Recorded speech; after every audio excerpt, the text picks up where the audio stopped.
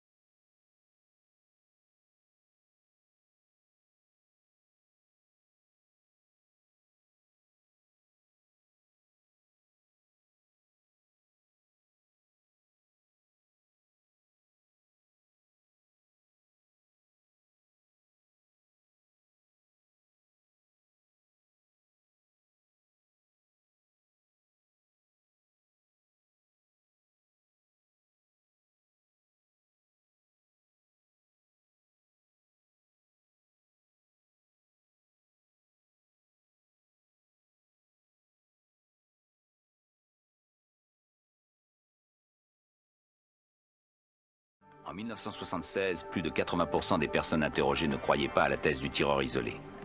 Poussé par la pression populaire, le Congrès met sur pied une commission d'enquête parlementaire sur les assassinats.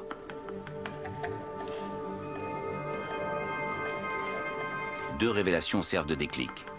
La première, c'est une lettre d'Oswald adressée à l'agent du FBI James Hosty, qui qui a été détruite après sa mort. Austin ne l'avait pas mentionné à la commission.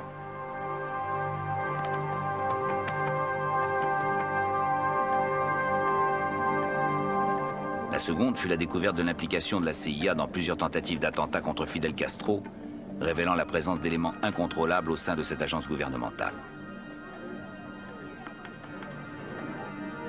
Gerald Ford, membre de la commission Warren, déclare à la nouvelle commission d'enquête que s'il avait eu connaissance de ces informations, la commission dont il faisait partie aurait élargi son champ d'investigation. If we had known of these assassination plans or attempts, si nous avions eu connaissance de projets ou de tentatives d'assassinat par une agence du gouvernement fédéral, nous aurions certainement étendu notre enquête à ces organisations.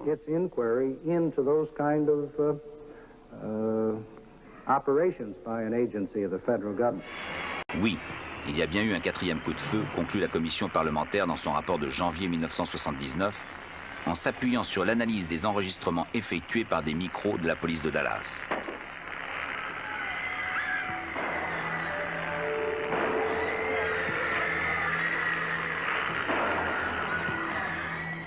Grâce à un équipement acoustique sophistiqué, cette analyse a permis d'identifier la provenance du troisième des 4 coups de feu. Celui-ci est parti du monticule herbeux. Un autre tireur au moins a donc fait feu. La commission d'enquête parlementaire conclut qu'il y a probablement eu complot.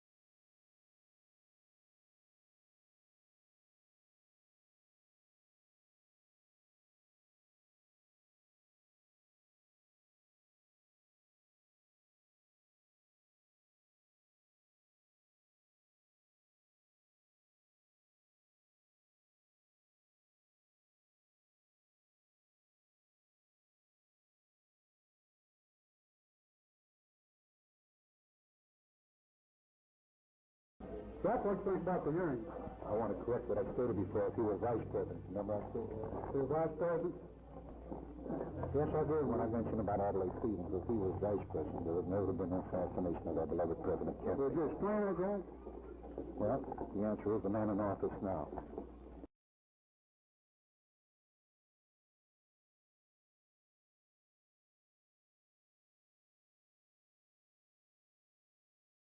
Well, I bet you that President Johnson is going to be real pleased when he finds that now they're calling me the #1 bomber. And George Christian said, "Oh, don't be too sure." He says, "You know, LBJ, he never likes to be #2.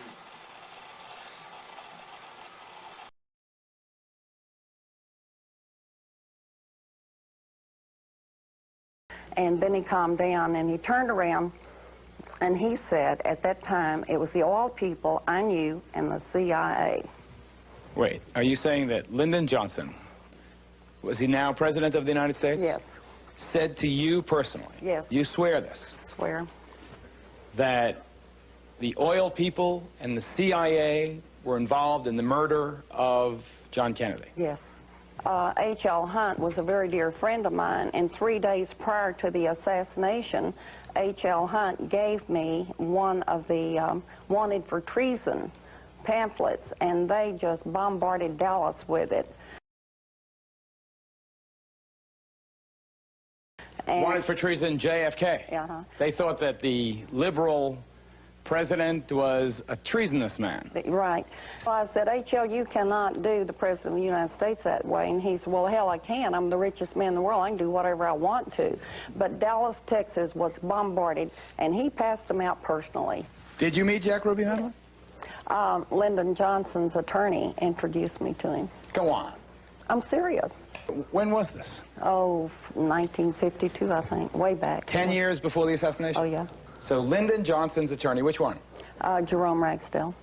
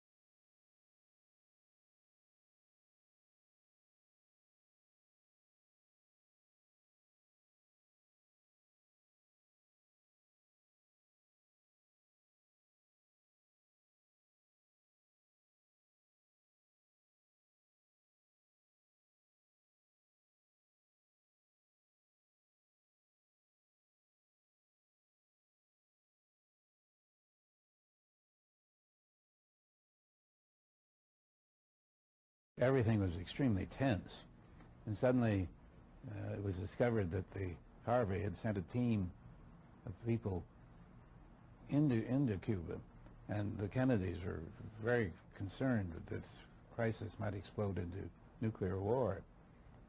And Robert Kennedy particularly was in a rage when he heard that this loose cannon had added a further element of unpredictability to the situation. Harvey hated the Kennedys.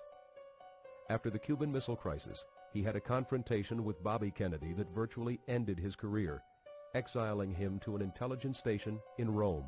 We had a terrible experience with the ones that were handling it at the time of the missile crisis. They were going to send 60 people into Cuba right during the missile crisis. Nobody knew what they were doing. And we pinned it down to the fellow who was supposed to be in charge, and he said we planned it because the military wanted it done. And I asked the military, and they never heard of it. Oh my God.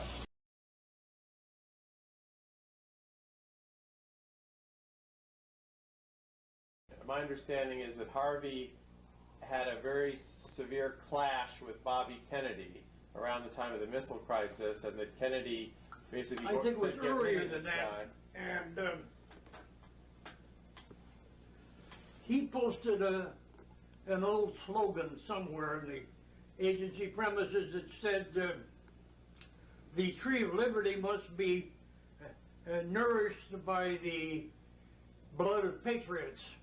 And this incensed Bobby Kennedy, and they clashed on that particular point.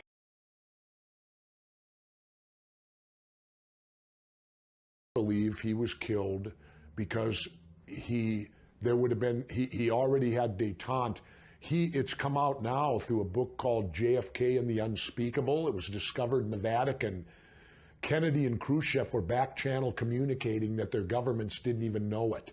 And both of them had agreed they were going to end the Cold War by '65. Imagine what the world would be.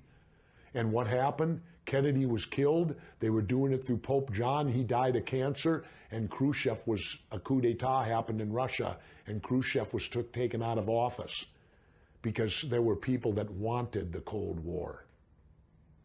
And what did we get substantially? 20 more years of it. We had actually been in there since the 50s with advisors, and President Kennedy had even raised that number of advisors, but then he took a turn the other way before he was killed. Kennedy had ordered our first 1,000 out by December of '63, and he said we'd be completely out of Vietnam by the time he was reelected and serving in '65. So there would not have been a Vietnam War had John F. Kennedy lived. But unfortunately, John F. Kennedy was taken out. He was killed. Now, that's another matter on its own of who did that, but you notice that as soon as Kennedy was killed, the Vietnam policy reversed itself. Lyndon Johnson then sent more troops in, and of course, you had, we'll discuss it later, the Gulf of Tonkin incident, which is what put our combat troops on the ground in Vietnam. Let me ask you, Sure. John F. Kennedy's assassination. Yep. Who did that? It was done by William Harvey, who was the head of the CIA's assassination unit at that time. David Morales was directly involved in it. He likewise is the gentleman who killed Che Guevara down in Bolivia in '67, where they put him up against a firing wall and killed him and shot and killed him. Morales was part of that. I believe that because I saw, heard, and read a confession from E. Howard Hunt on a deathbed to his son. And when he confessed, it was not a confession of remorse. It was a confession of pride. He wanted the world to know that we helped you out. We killed John Kennedy, this communist sympathizer. But Jesse, aren't you being slightly naive? People can say anything on a deathbed to immortalize themselves. When I die, I might say, you know what? I don't want anyone to know about my long-standing love affair with Elizabeth Taylor. It doesn't mean anything, does it? I can be slightly naive, except the fact that you're not going to convince me he could make those shots. Why? Because I tried them, and I'm an expert marksman. He wasn't. And I couldn't do them. I couldn't even work. The fastest I could work the Manlichuk-Arcano bolt was 8.5 seconds. And they're telling me he got 3 shots off in 6 seconds with that bolt action piece of crap weapon. I tried it. We simulated the whole thing. I couldn't do it. And I qualified expert at age 50 when I was governor of Minnesota yet. Did Neil Armstrong land on the moon? I don't know. What do you think? Yeah, I think he did. Why would you believe that? Because we have the technology to get there. We have the technology to investigate an assassination. Sure we do, but we don't. Well, we have thoroughly. When a coup d'etat takes place, there can be no trial.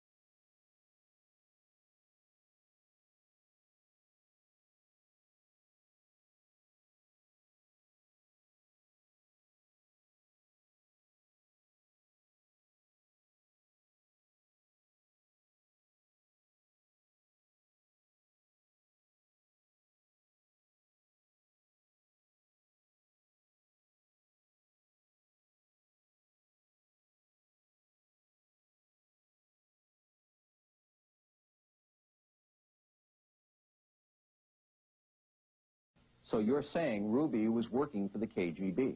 Ruby was working for the Cuban intelligence service. The Cubans? Yes, sir. You know that to be a fact? Yes, sir, I do. Soon after the assassination, Sturgis says the CIA and FBI brought evidence to President Lyndon Johnson, suggesting the Soviet Union was involved in JFK's murder. That the Soviet Union, through the KGB, successfully assassinated the President of the United States with the help of Fidel Castro and got away with it. Yes. That's exactly what I'm saying. Sturgis told me he wants his story out because he himself has been accused of having something to do with the assassination. He says he is tired of hearing lies.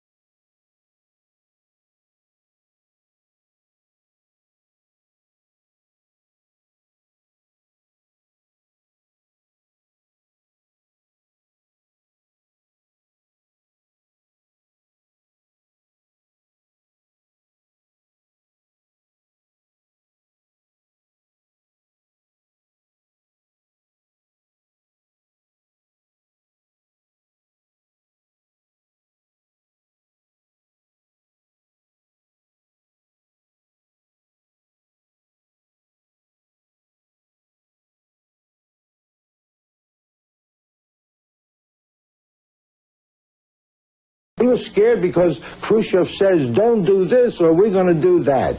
You know, so he didn't do it, and he deserted the Bay of Pigs. I was involved in the Bay of Pigs. Got a lot of people, friends of mine, that were killed in the Bay of Pigs. And I resent that. Don't play political games with me. I'm a military man. I'm a soldier. I go fight. But damn it, if I risk my ass out there and I'm getting shot at, I don't want some stupid-ass politician to go ahead and make deals behind my back where my people, or maybe myself, are going to get killed.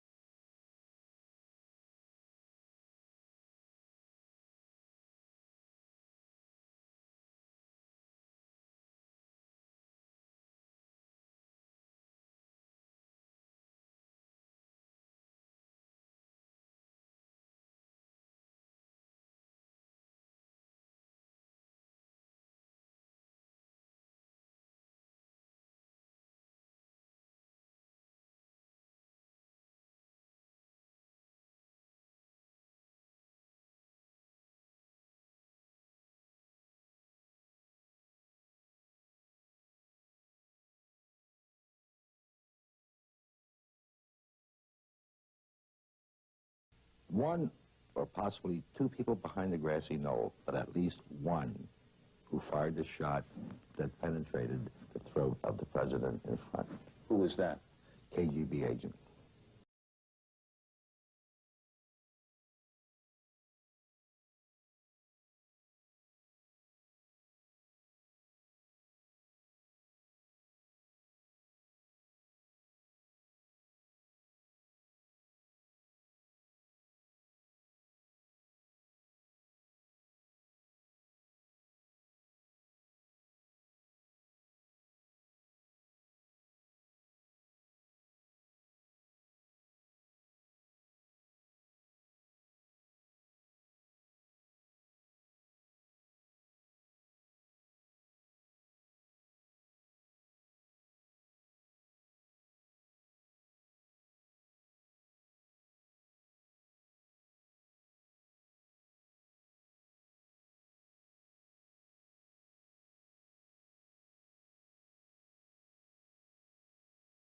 Carlos Marcellos met with anyone, Johnson or anyone? He was at that party the night before the assassination. Okay,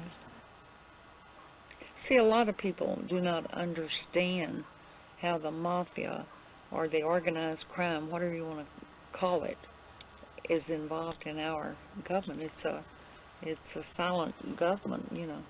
If they would pay their dues, they could operate, okay? Right. And even the Texas Rangers, because of the organized crime, allowed the mafia to come into Texas. Not many people know that. We were playing poker at the Carousel Club, and Jack Ruby came over, and he said, "You know what this is?" And I said, "Yeah, Jack, I know that you run with the Great White Fathers of Dallas. I knew this. I mean, these are things we just flat knew."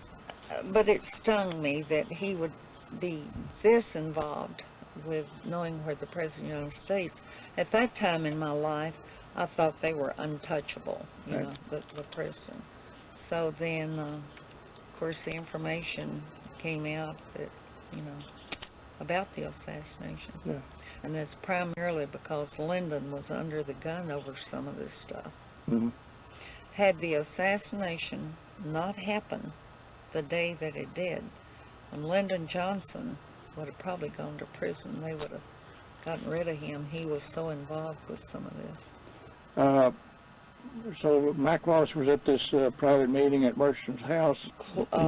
Malcolm Wallace was Lyndon Johnson's hatchet man. I mean, there were, I think, about 18, 19 murders that... So he was Johnson's shooter? Yeah.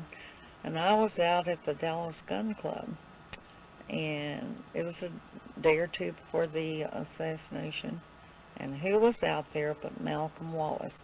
And this guy was so great.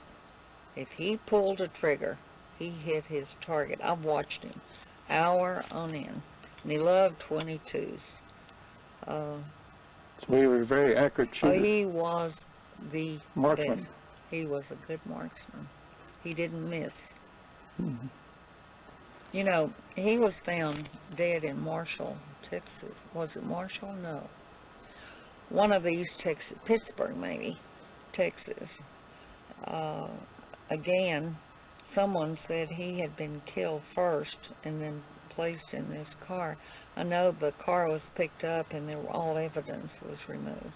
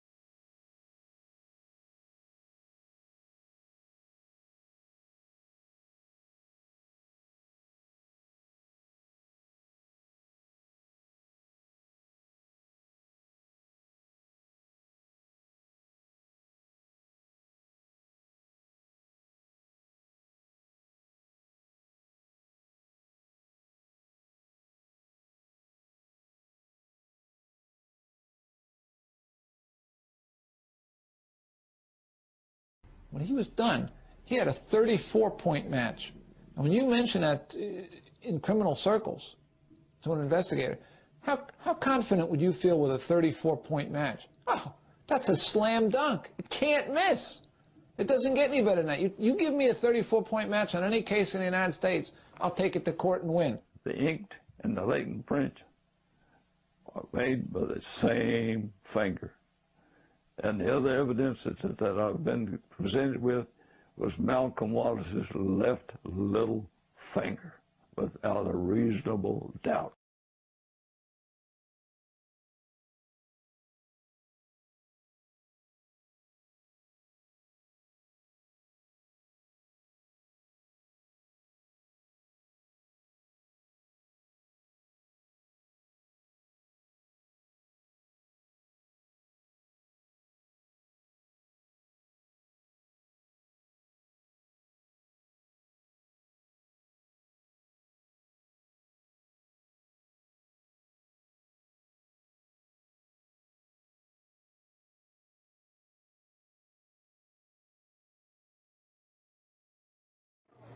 There is Lee Oswald. He's been shot. He's been shot.